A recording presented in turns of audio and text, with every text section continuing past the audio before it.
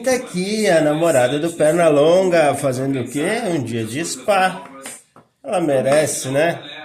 Bora? Bora lá. Já deixa o like, se inscreve no canal e bora lá então. Que tá ali no meio, quem sabe do esporte entende o quão difícil é você criar uma equipe do zero e colocar ela já disputando ali pelas posições que a gente está no primeiro ano. Então, eu realmente fico feliz pelo desenvolvimento que a gente tem tido até o momento. Óbvio que a gente sabe que tem algumas coisas que a gente ainda tem que resolver, né? Principalmente em Red Bull Ring a gente sofreu muito com a velocidade de reta que a gente tinha, sendo que nas curvas a gente deu um bom passo para frente com o pacote aerodinâmico que a gente trouxe.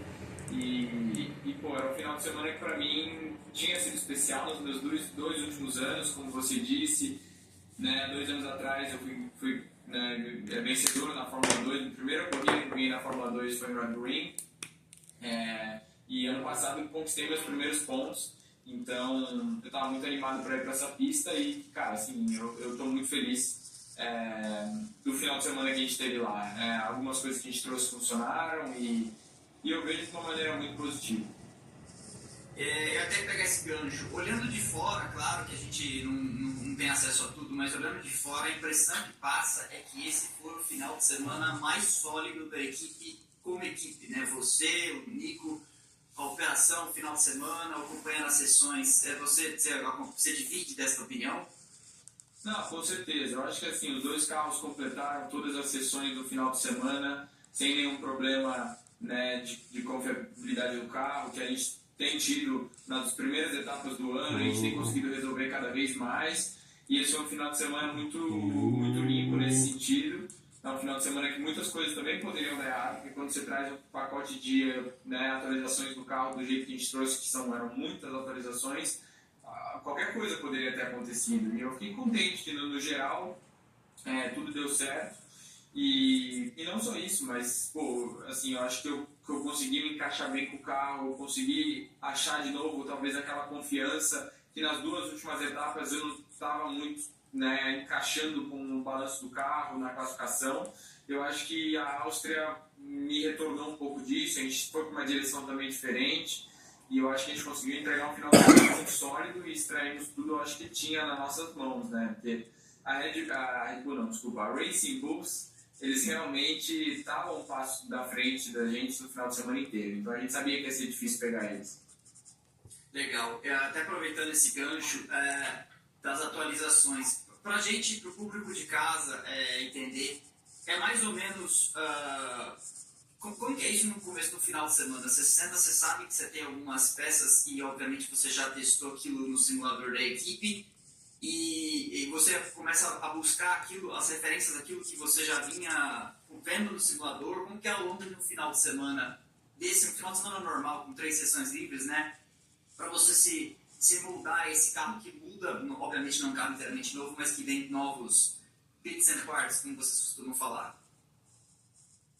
Cara, assim, no meu caso, como eu não fiz o FP1 nesse final de semana, por conta, né, que a gente tem é obrigatório você deixar 2 FP1s no ano para algum piloto estreante, a gente não teve oportunidade como equipe de fazer 2. Normalmente, quando a gente traz o pacote de atualização, a gente coloca um carro novo, né, com um pacote novo, e um carro com pacote antigo, para ter a telemetria, para estudar, ver se realmente funcionou o pacote que a gente queria trazer, porque não é que a gente vai levar que vai funcionar, pode ser que dê errado, pode ser que alguma coisa não correlacione ali, que veio no túnel de vento, que não vai para a pista. Mas nesse sentido, eu acho que esse final de semana a gente conseguiu entender que tudo que a gente tentou conquistar deu certo no pacote, então isso foi muito positivo. E no simulador a gente faz um teste, né, de pré-upgrade e depois, e a gente sabe a diferença que deveria vir a ter na pista. E você realmente consegue sentir no carro, né? Nesse caso a gente trouxe um pouco mais de aerodinâmica total no carro, mas principalmente na área traseira. Deu para sentir mais esse grip, entrada de curva, saída de curva, que a gente tem um pouco mais de tração, e isso ajuda você a entrar mais forte nas curvas, digamos assim, né? E é um pouco mais complexo que isso, mas de uma maneira que quando eu estou lá no carro, o que eu sinto é mais ou menos isso. Legal. E até falando de carro, você vem de mudanças de carro sucessivas, né? Fórmula 3, Fórmula 2, Fórmula 1, Fórmula 1 de novo, porque é uma categoria completamente diferente do ano passado para cá em termos de regulamento. Eu acho que você não vai achar ruim em 2027 uma estabilidade de regras, aí você poder, dessa vez, não mudar de apartamento, vamos dizer assim, né? Como é que é isso? Acho que faz tanto tempo que eu não tenho um ano estável no sentido de constância de carro, que eu nem lembro muito como é, mas eu acho que, acho que sim, acho que eu gostaria de me desenvolver num regulamento que continue o mesmo, né? Porque a gente sempre aprende durante o ano, mas entendendo, eu também gosto muito da área de desenvolvimento do carro, então tudo que eu peço para a equipe, todo o meu feedback que eu acho que é onde o carro tem que melhorar, onde que a gente tem que trazer aerodinâmica, isso vem muito do feedback do piloto, né? Então eu acho que isso é uma parte muito legal e que eu sempre sonhei em fazer parte do desenvolvimento de um carro, e principalmente para a equipe que eu estou hoje, que a gente sabe que é uma equipe que a gente começou do zero, então a gente tem que trazer do zero até o topo, então tem que ter muito, né, informação boa, feedback bom dos pilotos, e eu acho que eu estou bem animado nesse sentido, porque no final das contas, quando eu olho para o carro, eu falo, eu fiz parte do desenvolvimento disso, o motivo que o carro reage de tal maneira é porque eu pedi dessa maneira, entendeu? É mais ou menos assim que eu vejo. Entendi. É até legal você falar isso, porque eu fiquei pensando aqui, você não mudou, mas mudou de equipe, né? Porque você está na Sauber, que virou a Audi nesse meio tempo, ela já vinha sendo, né, nesse processo de transição até antes de você chegar, mas muda na prática do seu dia a dia ser um piloto de uma equipe, aspas, independente para uma equipe de fábrica?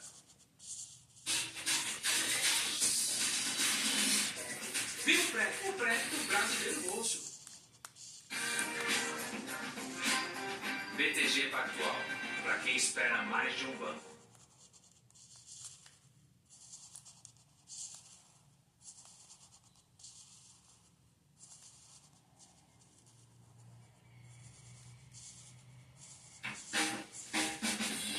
Nescau, agora por que cereal? Muda alguma coisa?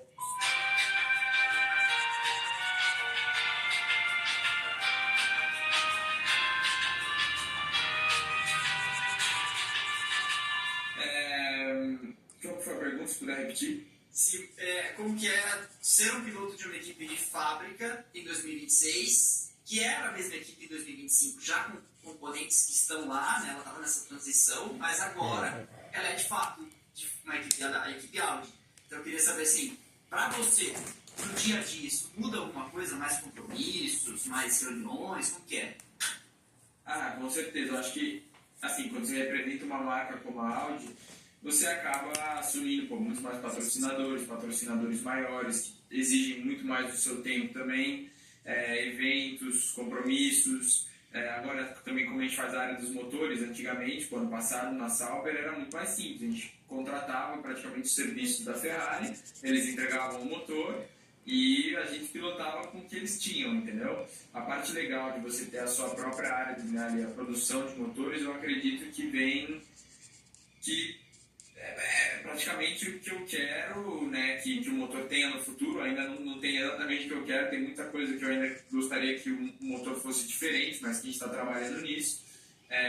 Mas são muitas mais pessoas, a gente tem mais de 400 funcionários na área de motores da Audi, então são todas pessoas novas que eu não conhecia do ano passado, totalmente. Então é literalmente como começar numa equipe do zero. Legal, isso nasce uma nova equipe de dentro da equipe, né? Uma equipe adicional. E isso no dia a dia, você tem essa semana eu vou lá 2 vezes, é uma coisa que eu acho que as pessoas têm curiosidade de saber como que é isso. Esteve na fábrica, é sempre de vez em quando, você vai nas duas, nesses motores dentro de carro, como que é? Eu vou muito nas duas, até porque a gente tem muito trabalho para fazer nas duas, né? Tanto nos simuladores que a gente tem, e eu me dedico bastante. Eu acho que eu passo mais tempo hoje em dia na área da Suíça, né? Porque a maior parte da nossa estrutura é lá. Só um minutinho, galera, que deu um probleminha aqui, eu já vou resolver. Ainda assim eu vou bastante para lá. Eu acho que toda semana eu tô pelo menos em um dos lugares. Eu não tô quase nunca nas duas na mesma semana. O que acontece que de vez em quando eu faço é que eu vou para a Suíça na terça, aí eu faço simulador o dia inteiro na terça-feira, e aí quarta de manhã eu pego um voo com o Matia, e ele também, né, porque ele toda semana tem que estar indo, então a gente pega um voo junto e a gente vai para a Alemanha, na quarta de manhã a gente chega lá e começa o dia de trabalho, e aí eu volto para casa quinta de manhã ou quinta à noite, eu fico lá 2 dias praticamente. Então, acho que toda semana que eu tenho livre, que não tem de corrida, eu tento fazer isso. Passar bastante tempo lá, conversar com os engenheiros. Acho que é importante ter esse contato, né, físico com eles, porque sempre a gente está se vendo por vídeo, Teams, então acaba sendo um pouquinho complicado. Entendi. Faz todo sentido. Coisas do mundo moderno, às vezes o contato, né, dia a dia. Deixa eu te perguntar uma coisa, você gosta de tênis, eu sei, já vi você não só jogando, como acompanhando o torneio e tal, então você vai entender bem, eu fiz muita aula de tênis quando era moleque, e meu professor falava assim, jogar contra um cara forte tira o melhor desempenho de você. Você tá aí há 1 ano e meio, um cara que é muito rápido em classificação, Nico, sempre foi, né, Voltei, assim, é um cara vamos mais lá. experiente, então assim, de fato você sente, olhando agora, já com 1 ano e meio, né, ao lado dele, você olha pro Gabriel de começo de 2025, até o Gabriel, campeão da Fórmula 3, que esteve aqui a 2023, né, e você vê essa curva em você mesmo no espelho, você fala, realmente, isso aqui eu devo a esse período de, essas coisas que floresceram, eu peguei um pouco dali, assim, é visível isso? Você disse que eu peguei do Nico? Não pegou, né? Mas você Aprendi, sente. não, lógico. Mas você sempre aprende. Opa, escorregou aqui. Eu acredito que sim, cara. Eu acho que a gente sempre aprende, né? Não importa o companheiro de equipe que você tem, mas eu acho que eu aprendi muito com o Nico, porque é um cara que passou 15 anos, tá? 15 anos na Fórmula 1. Então é um cara que, todo final de semana que eu tô lá, eu acabo analisando alguma coisa. Eu acho que ele também aprendeu coisas, né, que eu trouxe do meu lado jovem, das categorias júnior. Né? Ele, querendo ou não, tá na Fórmula 1 há muitos anos, ele tem aquela técnica que ele utiliza já há muitos anos. E eu talvez tenha, né, eu trouxe para a equipe algo mais moderno. Mas assim, ele é um cara que é extremamente rápido. Acho que muita gente, infelizmente, eu digo por ele isso, porque assim, a gente sabe que a Fórmula 1 é um esporte, né, de carro. E assim, você pode ser um grande piloto, mas a gente viu quantos grandes pilotos que são campeões do mundo e aí acabam indo para um carro um pouquinho pior e param de ganhar a corrida ou param de ir para o pódio e somem do radar, entendeu? Isso acontece e é normal, porque a Fórmula 1 é assim. Então, assim, no nível eu vejo que ele passou muito perto de estar em grandes equipes muitas vezes, mas por um motivo ou outro ele acabou não conseguindo e ele sempre estava lá, né, indo para os Q3. Acho que por isso que as pessoas ranqueiam ele muito alto, né? Porque é um cara que sempre distraiu muito do carro nas classificações, nas corridas também, mas é um cara que infelizmente não conseguiu demonstrar isso com vitórias, muitos pódios, porque ele nunca teve a oportunidade de ter um carro de ponta. Então, Olha aí. Eu acho, cara, desculpa.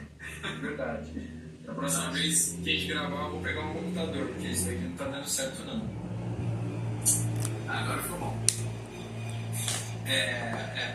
Não, mas então, continuando, eu acho que eu continuo aprendendo muito todo final de semana e eu acho que há 2 anos atrás o Gabriel da Fórmula 3 mudou muito, aprendeu muito e vai continuar aprendendo, é normal.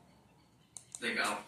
Nesse ano, a gente tem comentado aqui, você falou das atualizações, tem visto vocês melhor até do que, por exemplo, a Racing Bull, você ali a quinta força, beliscando Golinho de chá. em classificação, que às vezes tem sido uma dificuldade para vocês em converter em resultados de corrida. Inclusive, por isso até que eu falo que parece aqui de fora pra gente que o resultado na Áustria foi o mais sólido, porque vocês não contaram com o abandono de ninguém. Tá? Todo mundo que largou na frente de vocês terminou e você foi na primeira posição, na pista inclusive. E aí, eu te pergunto, dentro das atualizações que vocês conversam e levando em consideração, por exemplo, essa foi a melhor fase de vocês, essa fase que começa agora foi a melhor fase de vocês no ano passado, especialmente para você, Gabriel, né? Todos os seus pontos você marcou aí nesse período que começou na Áustria. Você encara isso como um momento, tipo, passando ali por aquela fase inicial, motor novo e tal, você espera que daqui para crescer, claro que sempre torce, mas crescimento, como que o fluxo de atualizações mira num carro melhor em corrida, porque vocês já sabem que funciona em classificação, como que é isso para chegar lá na FAP e pedir as coisas? É isso que eu queria saber. Então, eu acho que muitos dos pontos que a gente deixou de conquistar esse ano vieram no começo do ano. Algumas corridas nosso carro quebrou, né? A China, por exemplo, eu não consegui nem largar naquele final de semana, e foi um final de semana que até a Williams pontuou, que estava 1,5 segundos atrás da gente na classificação. Teve Miami que eu não consegui classificar porque eu tive um problema também 10 minutos antes da classificação, então não consegui classificar, tive que largar de último e quase pontuei de novo. Então, assim, tiveram... E a mesma coisa pro Nico, tá? Assim, ele também teve muitos problemas aqui ou ali que aconteceram. Então, acho que até nesse momento do ano a gente acabou, infelizmente, deixando alguns pontos na mesa. Mas, cara, eu não fico frustrado, eu não fico chateado, porque era algo que eu já esperava. Assim, quem não esperava que uma montadora nova, que fosse construir um motor do zero, não fosse ter problema nenhum, chegasse, colocasse o motor ali e saísse tudo perfeito, maravilhoso, assim, era uma ilusão, entendeu? E assim, a gente tem que passar sobre os problemas para aprender eles, para melhorar e não cometê-los de novo. E assim, eu acho que muito dos nossos problemas que a gente ainda tem, a última etapa a gente já melhorou bem nesse sentido, são as largadas. A gente sabe que é algo que a gente sofre, é um ponto fraco nosso, a gente acaba perdendo algumas posições na largada e depois para conquistar isso de novo é difícil. Mas eu acho que, por exemplo, na Áustria a gente já conseguiu dar um passo na direção certa. Eu consegui ganhar uma posição e eu fiquei até surpreso quando eu larguei ali, eu passei o lugar ali, eu fiquei, caramba, é coisa nova isso pra mim esse ano. E eu fiquei feliz. Então, assim, espero que isso continue, espero que essa evolução que a gente tem tido continue e que a gente continue tendo essas largadas positivas, porque do momento que a gente larga, a gente consegue manter ali a posição que a gente está normalmente, que é de oitavo até 11º, 12º, que tem sido a maioria das nossas classificações, a gente vai conseguir pontuar, entendeu? E eu acho que eu tenho que colocar isso muito dentro da equipe, eu falo muito isso para eles, eu falo, pessoal, a partir do momento que a gente conseguir fazer o nosso planejamento, conseguir, sei lá, fazer o básico bem feito, não é inventar moda, e ninguém tem que inventar moda, mas tipo assim, a gente conseguir encaixar bem feito o nosso básico, que são as largadas, os procedimentos, os processos, a gente vai conseguir estar lá na frente. Na frente que eu digo, na frente do meio do pelotão, que é hoje onde a gente luta, né? Sim, eu até te pergunto isso. Nessa lista, essa wish list que vocês vão conversando e nas atualizações que vêm, as próximas pistas, já é um momento em que vocês começam a pensar também do que de agora pode ser posto no carro que será levado para 2027 ou ainda é muito cedo? Sim, com certeza. Mas eu acho que a gente tem uma boa plataforma, assim, né? A gente começou bem, não é igual o carro do ano passado, por exemplo, da Sauber, que a gente teve que mudar tudo quase no último ano de regulamento. Eu acho que a gente começou com uma base boa, a gente viu equipes de ponta que foram, né, na direção que a gente trouxe algumas partes do nosso carro, então isso demonstra que a gente conseguiu fazer um bom desenvolvimento. E eu acho que a gente tem que continuar na mesma área que a gente tem ido, desenvolvimento de chassi. Eu acho que na área do chassi em si a gente está muito bem. Eu não costumo dizer isso, eu sou um cara muito realista, eu acho que a gente não é a melhor equipe de chassi ainda, mas a gente tem sim um chassi de ritmo que está no, sei lá, top 5 na corrida. Se a gente tivesse hoje em dia uma unidade de potência que tivesse lá na frente, né? Talvez como outras equipes. Mais um chazinho. Eu acho que é continuar fazendo o trabalho que a gente tem feito na área de chassi. Na área de motor a gente vai ter que mudar algumas coisas que a gente sabe, que a gente tem claro, mas isso leva tempo, não é algo que eu acredito que a gente vai trazer para esse ano, é algo que eu acredito que a gente pode trazer já para o ano que vem, para melhorar, para recuperar um pouco da onde a gente está atrás e continuar nesse desenvolvimento, mas que não é algo que vai acontecer de um dia para o outro, sabe? Entendi. Você, falando inclusive de 2027, o público quer saber, e obviamente eu também quero saber, nós não sabemos ainda, porque a gente não lê nesses contratos, como que é o seu futuro para 2027, se isso está resolvido ou se isso ainda será discutido? Não, está resolvido. Eu não sei porque, bom, também não é do meu... Eu não ligo de não ser público a quantidade de anos de contrato que eu tenho, mas eu tenho um bom contrato com a Audi, um contrato de alguns bons anos ainda aí pela frente, Não é um, é mais do que isso. Olha, isso, que bonito! Nossa querida tá no spa e tá fazendo por merecer, muito bonita. Então já sabe, deixa o like, se inscreve no canal e até o próximo vídeo. Eles me escolheram.